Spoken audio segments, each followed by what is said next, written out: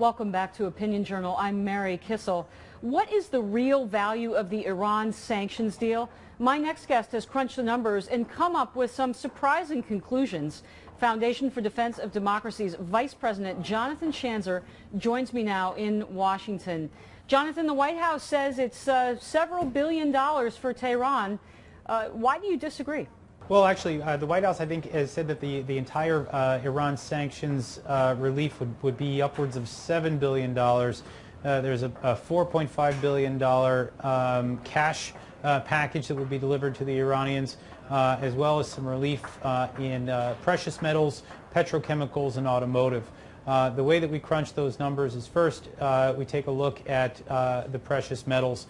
At a peak between the trade of Iran and Turkey, we found that there was upwards of $1.5 billion per month in that precious metal trade. And so you multiply that times 6 and you're actually at a much higher number, upwards of $9 billion. Now that, of course, is on the high side of things, but let's just say that you even get half of that. You're looking at a number already that far exceeds what the White House has put out.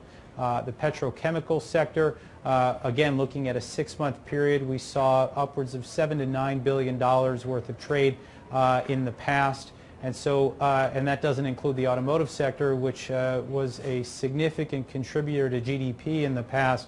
Yes, it's at a lower level now, but it's still a significant contributor to the Iranian economy.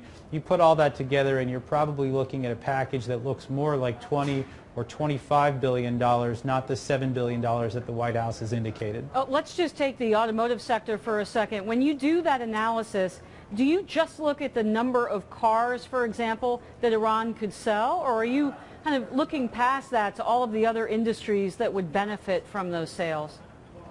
We're looking at the latter. I mean, you know, if you look at just exports, and we're not sure exactly how the White House calculated these numbers, but it would basically take, I think, about 85,000 units to be exported from Iran to come up with that 1.5 billion in automotive. But, you know, then you take a look at how this contributes to the overall economy, the kinds of investments they're going to get from the outside to bring in new vehicles that can be sold domestically inside Iran, the payroll jump, the overall stimulus to the Iranian economy could be, you know, as high as $10 billion or more, just depending on how quickly they get that automotive industry ramped up. Well, that explains why Tehran was so excited about the deal and signed it. Foundation for Defense of Democracy's Vice President Jonathan Schanzer, thank you so much for joining us. Thanks, Mary.